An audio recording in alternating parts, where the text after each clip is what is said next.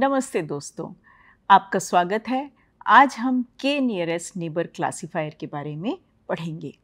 तो आइए शुरू करते हैं। तो इस मॉड्यूल के लर्निंग ऑब्जेक्टिव्स क्या हैं? इस मॉड्यूल में हम के नियरेस्ट नेबर क्लासिफायर के बारे में पढ़ेंगे, उसके एडवांटेजेस देखेंगे, उसके लिमिटेशंस भी समझेंगे और साथ ही में हम एक एग्जाम्पल भी करेंगे। तो हम जैसे मशीन लर्निंग के मॉडल्स की बात करते हैं तो बेसिकली दो कैटेगरी में आते हैं, पैरामीट्रिक और नॉन पैरामीट्रिक। पैरामीट्रिक वो हैं जिनमें हम कोई पैरामीटर्स लर्न करते हैं, जैसे कि न्यूरल नेटवर्क एल्गोरिथम। अगर हम के नियरेस्ट नेबर की बात करें तो के नियरेस्ट नेबर एक पॉपुलर नॉन पैरामीट्रिक एल्गोरिथम है। और ये जो के नियरेस्ट नेबर्स है, हम इसे रिग्रेशन और क्लासिफिकेशन दोनों के टास्क में यूज़ करते हैं। रिग्रेशन के टास्क में हम के नियरेस्ट नेबर एल्गोरिथम को पहले भी देख चुके हैं। अब की बार हम क्लासिफिकेशन के टास्क में इसको समझेंगे। इसमें क्या है, कोई स्पेसिफिक हम फंक्शनल फॉर्म नहीं एज्यूम करते, जो कि हम कहेंगे कि हमारे सैम्पल्स के फीचर्स के बीच में और जो टारगेट क्लास है या क्लास लेबल है उसके बीच में हम इस तरह का कोई भी फंक्शनल फॉर्म नहीं डिफाइन करते। तो हम क्या करते हैं, हम इसमें डायरेक्टली कोई भी हमारे पास टेस्ट सैंपल आता है उसकी इन्फरेंस हम ड्रॉ करते हैं यूजिंग जो कि हमारा डेटा स्पेस बना है ट्रेनिंग डेटा से, उस डेटा स्पेस को देखते हुए, जो कि हम आगे देखेंगे कि हम कैसे करते हैं। ये बहुत ही सिंपल एल्गोरिथम है और अच्छे से अच्छे कॉम्प्लेक्स डेटा या उसके फीचर्स के केस में भी बड़े इजीली एक अपना इन्फरेंस निकाल पाने में सक्षम है। तो अगर हम के नियरेस्ट नेबर की क्लासिफायर की बातचीत करें तो हम कहेंगे कि ये प्रिंसिपल ऑफ प्रॉक्सिमिटी पे आधारित है। इसका मतलब क्या है कि अगर कोई सैंपल है जो कि सिमिलर हैं, कुछ सैंपल्स हैं जो कि सिमिलर हैं, तो उनका डिसीजन भी काफ़ी हद तक सिमिलर होना चाहिए। तो इसको हम कहेंगे प्रिंसिपल ऑफ प्रॉक्सिमिटी। इसी प्रिंसिपल को हम के नियरेस्ट नेबर क्लासिफायर में एक्सप्लॉइट करते हैं। तो अब हम यहाँ पर कैसे करेंगे, हम ये कहेंगे कि कोई टेस्ट सैंपल है, उसके नियरेस्ट नेबर्स देख लेंगे, उसके नियरेस्ट नेबर्स के क्लास लेबल देख लेंगे। जो क्लास लेबल उसके नियरेस्ट नेबर्स का मेजॉरिटी होगा उसी को हम कहेंगे कि हो सकता है वही इस सैंपल का भी क्लास लेबल हो। तो इस तरीके से हम कहेंगे कि ये एक डेटा, जो टेस्ट डेटा है उसको क्लासीफाई करता है based on the class labels of its K nearest neighbours in the feature space. अब ये के कितना होगा, ये हम हाइपर पैरामीटर होगा जो हमें निकालना होगा।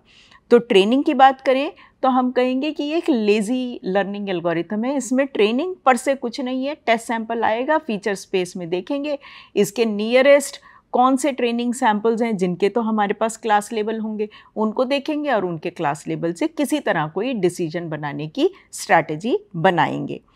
प्रिडिक्शन, अब वो स्ट्रैटेजी क्या होगी, वो है कि हम क्लास लेबल को प्रिडिक्ट कैसे करेंगे।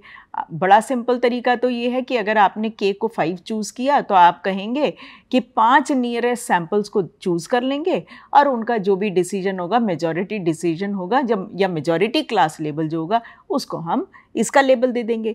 बट ये मेजॉरिटी जो ये मेजॉरिटी वोट है ये एक तरीका है, आप चाहें तो अपना भी कोई क्राइटेरियन बना सकते हैं। अब इसमें लेकिन अब नियरेस्ट नेबर आप कैसे डिसाइड करेंगे कि कौन उसका नियर नेबर है, तो उसके लिए आप डिस्टेंस के मीट्रिक यूज़ करेंगे। तो ट्रेडिशनली जो बहुत इजी यूज मीट्रिक है वो कौन सा होगा, यूक्लिडियन डिस्टेंस। लेकिन और भी मीट्रिक्स हैं, मैनहट्टन डिस्टेंस या Minkowski distance. There can be different distance criteria. तो वो आप देखेंगे, आप कोई और अपना भी मीट्रिक आप डिफाइन कर सकते हैं जो कि आप इसमें यूज़ कर सकते हैं। इस एल्गोरिथम के एडवांटेजेस क्या हैं? सबसे पहला तो बहुत ही सिंपल एल्गोरिथम है। ये कोई एजम्पशन नहीं बना रहा आपके अंडरलाइंग डेटा के डिस्ट्रीब्यूशन पर और ना ही कोई कॉम्प्लेक्स मैथ की कैलकुलेशन कर रहा है। ये सिर्फ ये कह रहा है कि मैं नियरेस्ट नेबर्स किसी तरह पता करूँगा जो कि आपका अपना वेल डिफाइंड मीट्रिक होगा, उसको यूज़ करते हुए, और उसके बाद उनको उनके क्लास लेवल को देखते हुए आप डिसीजन कैसे लेंगे वो भी आप एक रूल डिफाइन करेंगे।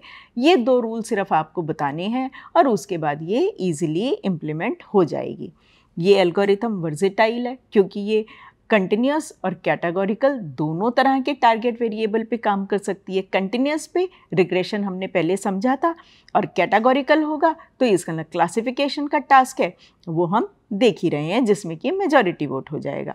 इंटरप्रेटेबिलिटी एक तरीके से अगर नियरेस्ट नेबर्स का कुछ फीचर्स स्पेस में कोई अपना एक डिस्ट्रीब्यूशन है या कोई एक तरह के उसको बिलोंग करती है, तो एक तरीके से ये एक इंटरप्रेटेबिलिटी भी एक लेवल पर हमें बता रही है, क्योंकि ये रिलेशनशिप बता रही है कि भाई अगर फीचर्स कुछ इस तरीके से हैं तो उनका क्लास लेवल इस तरीके से जा रहा है।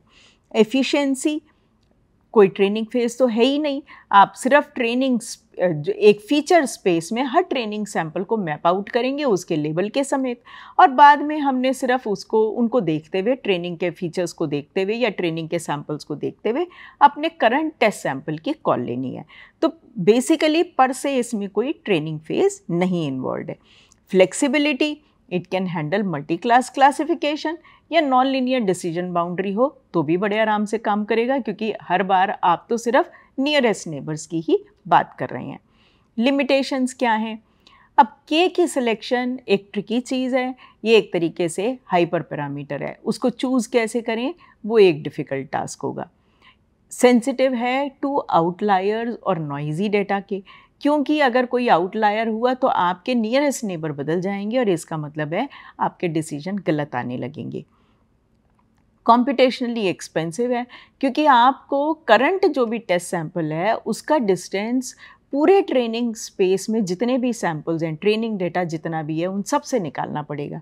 तो इसका मतलब उस समय अगर आपकी ट्रेनिंग में बहुत सारा डेटा है तो ये कॉम्पिटिशनली एक्सपेंसिव हो जाएगी, फिर आपको उसकी कुछ वे आउट निकालने पड़ेंगे कि किस तरीके से आप उसको कॉम्पिटिशन को घटाएंगे। कर्स ऑफ डिमेंशनैलिटी से भी सफ़र करता है। क्यों? क्योंकि डिस्टेंस जो डेटा सैंपल्स के बीच में है, डिस्टेंस जो है वो अगर तो हमारे नंबर ऑफ़ फीचर्स बहुत ज़्यादा हैं तो वो जो डिस्टेंस है पर से वो थोड़ा सा कम मीनिंगफुल हो जाएगा, क्योंकि अब आप बता रहे हैं कि कोई डिस्टेंस, सपोज़ करिए आपके 10 फीचर्स हैं, 10 में से कोई एक फ़ीचर है जो कि बहुत ज़्यादा चेंज हो गया है और इसलिए आपका डिस्टेंस कुछ आ रहा है, लेकिन दूसरे सैंपल से भी इस सैंपल का, टेस्ट सैंपल का डिस्टेंस तकरीबन बराबर है, लेकिन अब की बार कोई दूसरा फ़ीचर है जिससे उसका डिस्टेंस बहुत ज़्यादा है। तो एक तरीके से जब आपके नंबर ऑफ़ फीचर्स बहुत ज़्यादा हो जाएंगे तो ये एक तरीके से डिस्टेंस के आधार पर आप देख नहीं सकते कि कौन से फीचर के कारण ऐसा हो रहा है, तो थोड़ा सा मीनिंगलेस सा हो जाएगा। क्लास इम्बैलेंस अगर होगी तो ये again bias towards majority class हो जाएगा। वो तो सेंस बनाता है, क्योंकि अब मेरे एक ही क्लास के सैंपल्स अगर बहुत ज़्यादा हैं तो नियरेस्ट नेबर्स में भी तकरीबन वही दिखने लगेंगे, और मेजॉरिटी वोट होगा तो वो हमेशा उसी को प्रिडिक्ट कर देगा क्लास को। तो इसलिए क्लास इम्बैलेंस के समय ये और भी बायस रिज़ल्ट आपको दे सकता है। तो चलिए अब एक हम एग्जाम्पल करते हैं। तो सपोज़ कीजिए कि हमें ट्रेनिंग डेटा गिवन है जिसमें हमें 4 सैंपल्स गिवन हैं और हमारे पास सिर्फ सिंगल फीचर है, और उस सिंगल फीचर की हर सैंपल के लिए फ़ीचर की वैल्यू है। S1 सैंपल की वैल्यू 2 है, S2 की 5, S3 की 8 और S4 की 11। उसके साथ ही हमें हर सैंपल का क्लास लेबल भी गिवन है 0, 0, 1, 1।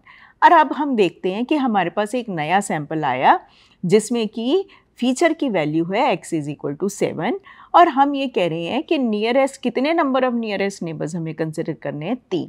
तो अब हम क्या करेंगे इसको सॉल्व करने के लिए? जो हमारा x = 7 है, जो टेस्ट सैंपल है, पहले तो हम उसका डिस्टेंस देखेंगे फ्रॉम एवरी ट्रेनिंग सैंपल और फिर देखेंगे कौन से 3 नियरेस्ट नेबर्स हैं। तो अब हमने डिस्टेंस देखा, हमारे पास सैंपल की वैल्यू थी 7, तो 7 - 5 = 2, 7 - 8, डिस्टेंस तो dxy = dyx बराबर होता है, तो ये हो गया 8 - 7 = 1, 11 - 7 = 4 एंड 7 - 2 = 5। तो नियरेस्ट नेबर्स कौन से हुए? हमारे ये 3 नियरेस्ट नेबर्स हुए। तीनों के टारगेट लेबल क्या हैं? पहले का 0, दूसरे का 1, तीसरे का 1। मेजॉरिटी किस क्लास को बिलोंग करते हैं? मेजॉरिटी क्लास 1 को बिलोंग करते हैं। तो अब हम ये कहेंगे by majority vote the class for xt = 7 is nothing but equal to 1। तो समरी में इस मॉड्यूल में हमने क्या समझा? इस मॉड्यूल में हमने के नियरेस्ट नेबर क्लासिफायर देखा, उसके एडवांटेजेस भी देखे, उसके हमने लिमिटेशंस भी देखी और साथ में उसे एक एग्जाम्पल से भी समझा। चलिए, नमस्ते।